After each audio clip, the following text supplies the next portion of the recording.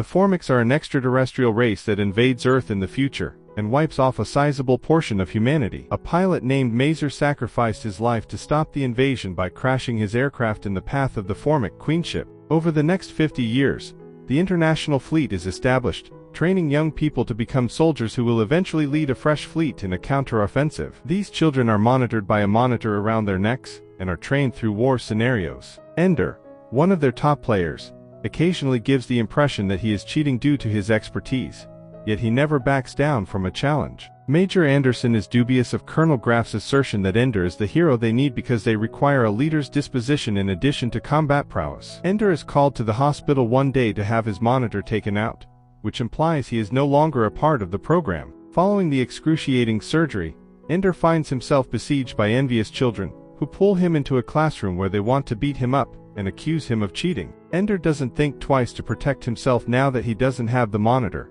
and punches the leader up before threatening everyone. Graff is pleased with Ender's response as they continue to watch everything through several cameras. Anderson is also present. After getting back home, Ender tells his sister Valentine what happened. He regrets his aggressive reaction because he doesn't want to end up like his brother Peter, who was expelled from the program due to his negative attitude. Valentine is trying to console Ender when Peter enters the room to challenge Ender to a duel about getting tossed out as well. But when Ender shields, he remains silent and unaffected. Afterwards, over dinner, Ender's parents are trying to reassure him that he has nothing to be ashamed of when all of a sudden, Graff and Anderson arrive at their house. After asking him a few questions, they confirm that Ender passed the test to see how he behaved without the monitor. Turns out that his decision to beat up the other kid was tactical. He didn't fight because he enjoyed hurting other people. Rather, he did it to stop them from bothering him in the future. Graff believes Ender has a mind as sharp as Mazer's, and if he returns, he will be graduating from battle school without the monitor. After accepting,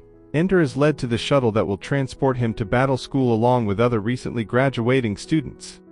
Ender encounters Bean and Eli there, who are compelled to heave up as soon as the shuttle takes off. Graff stops by to see how everyone is doing. After Ender cracks a joke, Graff tells the group that Ender is the sharpest student in the class, which awkwardly draws attention on Ender. When they get to the school, Graff explains that the army needs their own Caesar in order to win this battle, to which Ender responds that his little proclamation made everyone despise him. When Ender returns to his dorm later, some of the other students are already making fun of him for believing he is superior to everyone. Sergeant Dapp interrupts their talk to remind them that cooperation is essential to life and to educate them the laws of the area in a pretty patronizing manner. Later in class, Graff plays a video of Mazer's win and reminds everyone of their obligations, which makes Ender uncomfortable. The group is brought to the Zero-G battle room early the following morning. Graff has Ender lead the demonstration, and the other children soon follow, gradually adjusting to the lack of guidance. When Ender and Ben get together to practice using their weapons, they find that the shots cause any portion of the body they come into contact with to freeze. Graff pulls everyone back after a few minutes of practice,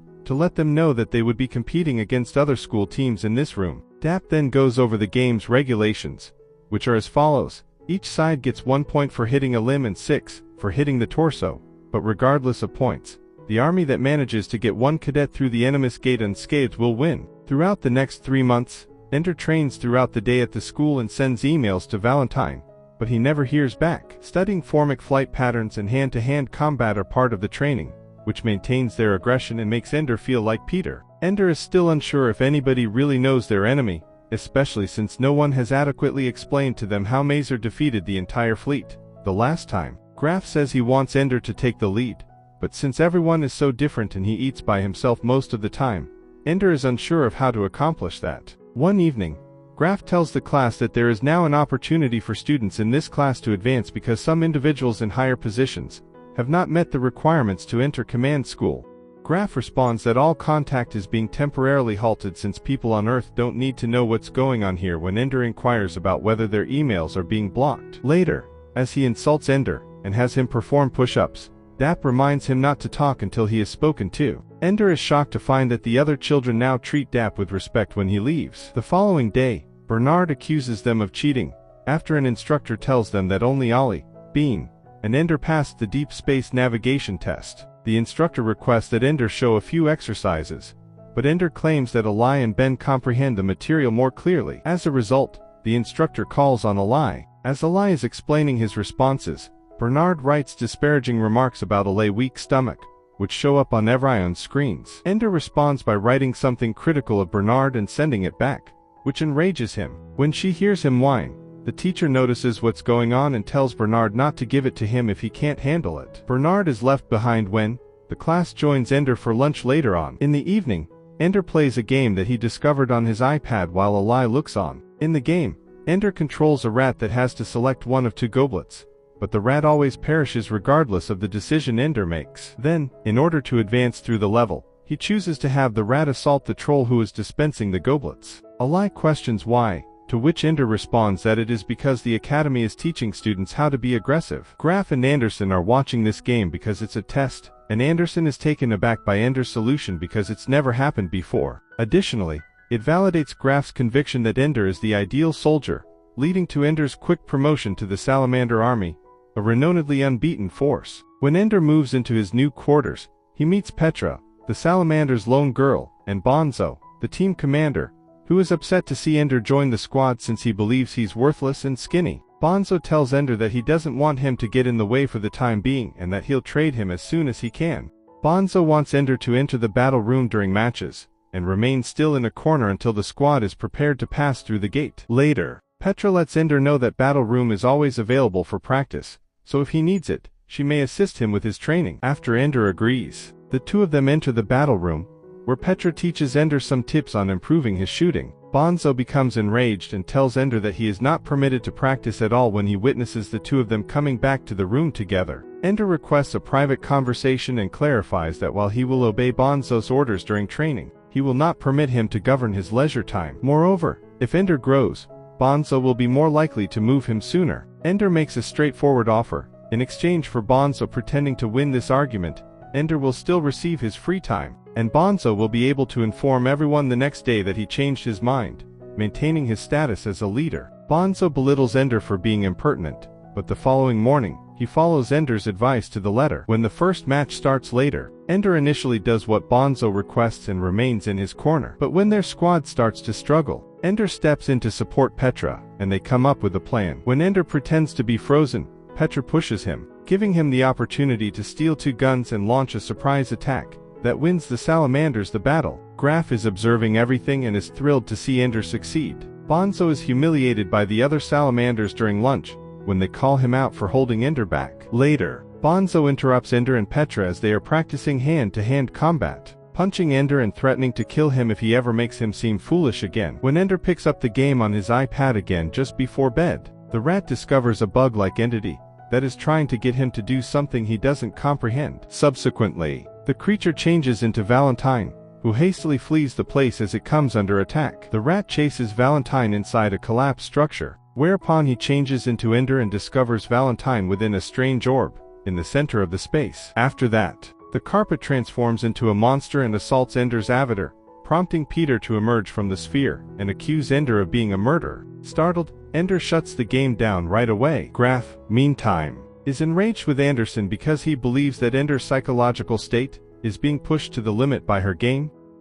Graf forces Anderson to erase the game altogether after she admits that she has no idea how these images entered the program, and that she is unable to change them. Graf then makes the decision to expedite a few program promos in order to be prepared on time. He summons Ender to his office, and asks him if he would want to lead his own squad, the Dragon Army, a moniker that was dropped for years prior due to their inability to win. Graf suggests that Ender form his own group of freaks, and Ender agrees. Ender meets Eli, Bean, and Bernard, his new teammates, after Dap gives him a tour of his new quarters, and at last treats him with dignity. To Evrion's astonishment, Ender asks for respect for one another and the sharing of any thoughts they may have because teamwork is crucial. After that, Ender gives his team a lot of motivation to work hard, even making an equal out of Bernard, and they quickly move up to third place in the team standings. Graf is upset that the Dragons haven't yet taken the lead, but Anderson explains that their superiors are eager and want to know which team will progress any day now. Graf suggests a novel solution to address this, namely a war involving 3 teams, comprising the top 3 teams, Salamanders, Leopards, and Dragons. The news unexpectedly reaches the team, and as they scramble to get ready, one of the players gets hurt in the ankle. In an attempt to tackle this task with a lesser team, Ender sends him to the hospital. Fortunately, Graf sends Petra in his place. In order for Petra's shooting prowess to eliminate the campers by the gate, Ender first sends her outside with a kid serving as a shield. After that, he ties a rope around Bean and forces him to explore the chamber for information. This provides Ender with enough knowledge to devise a strategy, in which the team surrounds Ally with a meat shield, and advances directly to the enemy's gate to win the game. Bonzo approaches Ender in the shower after the game and asks him to fight. Ender is forced to protect himself even though he doesn't want to, inadvertently pushing Bonzo too hard and causing him to strike his head on the ground. Graf interrupts Anderson and Petra as they attempt to console Ender after an unconscious Bonzo is brought straight to the infirmary for surgery. Graf says that Bonzo will be returned to Earth for recuperation despite his assurances that he will live. Ender doesn't believe him. Graf won't allow Ender time off, so Ender quits so he may accompany him to meet his sister. Graf responds by reminding Anderson that in order for mankind to survive, he must view their kids as soldiers. Anderson then chastises Graf for not viewing their students as the children that they are. Valentine finds Graf at her house later on in life, and he is pleading with her for a favor. Graf merely responds that he wants Ender to save lives, even though Valentine knows he wants to use her to force Ender to rejoin the army. After that, Valentine is taken by Graf to visit Ender, who gives her a private conversation by taking her on a boat excursion. Ender expresses his regret at having to take lives since he must first love his enemies in order to comprehend them. Valentine tells him that she believes Ender is here because he is terrified, but she also reminds him that injuring Bonzo was a form of self-defense. Valentine also says that she will not persuade him to rejoin as Graf wishes. She makes the point that he can't hide here indefinitely, and that everything would be gone if he doesn't try. Ender agrees to rejoin the army, but only if Graf stops preventing him from sending emails. Ender is brought to the command station, close to the Formic home planet, where he has earned the privilege to train for the final exam, rather than returning to battle school. Ender will be able to lead the entire invasion fleet if everything goes as planned. This base is located on a planet that the Formics once inhabited, but they were driven away by humans over 30 years ago. Graf argues that the reason they must continue assaulting the Formics even though they are confined to their own planet is to prevent them from attacking in the future, the same reason Ender beat up those students months prior. Ender finds this explanation confusing. Ender is shown to his new room by Dap, which has an oxygen tank in case an evacuation is necessary. The following morning, Ender is shocked to see an odd man with tattoos, who leaps out at him, and tells him not to trust anyone, not even his instructors. When Ender discovers that this man is Mazer, who isn't dead after all, he is able to voice his concerns about something that has been bugging him.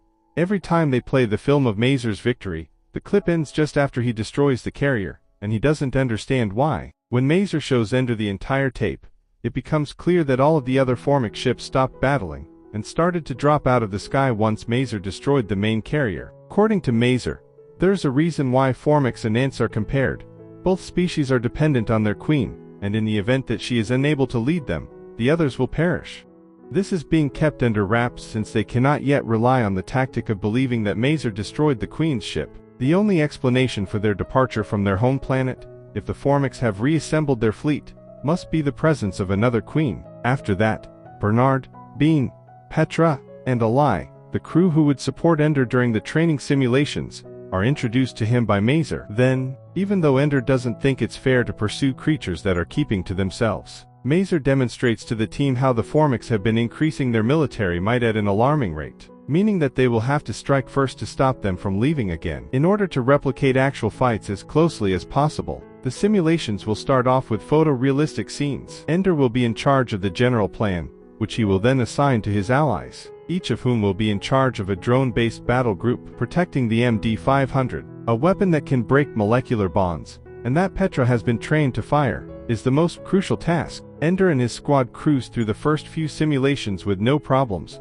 winning one after another. However, as the simulations get more realistic and intricate, Ender loses his first combat after a few months of intense pressure. When Ender realizes he can't win if he doesn't take chances, Mazer scolds him for his failure, and tells him to keep his eyes on the larger picture, leaving the little mop-ups to his team. Graf goes on to say that Ender will be the last team Mazer trains because there won't be time to train any more teams. Mazer is furious because he has trained other teams in the past and they have all lost. The authorities have determined that Ender's last simulation will take place tomorrow, and if he prevails, he will be in charge of the actual fleet. In a conversation with Petra in the evening, Ender expresses his desire to communicate with their opponents in order to have a deeper understanding of them and his desire to avoid going to war. Ender wishes he could think to Formic corpses instead, but Petra reminds him that research on them has revealed they lack vocal cords. Ender and his crew prepare for the last simulation. The following morning, in front of Graf, Mazer, and several other high-ranking officials, on the home planet of the Formics, where they can see the enemy fleet right away, this simulation will take place. In order for Petra to fire the MD-500 at the swarm, Ender commands Ollie to engage, but this just makes the rest of the Formic fleet escape the planet and pursue them.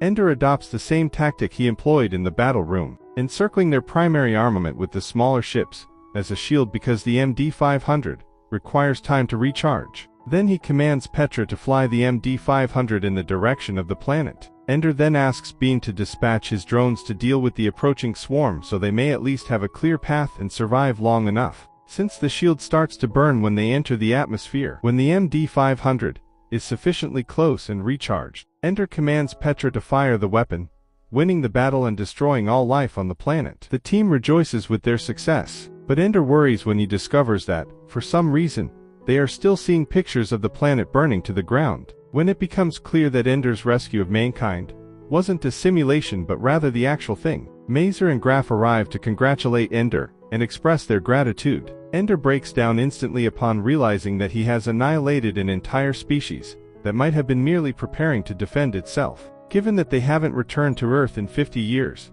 and that he has abandoned their own warriors to use them as a shield, Ender can only think of himself as a killer, despite the others' attempts to label him a hero. Ender is about to lose it, so a nurse gives him an injection to put him to sleep. They then bring him to his room, where Petra keeps an eye on him. Ender recognizes the bug-like figure he sees in his nightmares as the Formic Queen, who is guarding the sphere inside the building, and has been attempting to speak with him in his dreams for a long time. When Ender finally realizes what she needs, he wakes up and bolts from the room, forcing Petra to follow him in order to save his life by bringing him an oxygen tank. Thankful, Ender sends her back because he needs to handle this alone. He then enters the collapsed structure and discovers a Formic Queen carrying the sphere, which is actually an egg. The Formics had merely been searching for water for their newborns.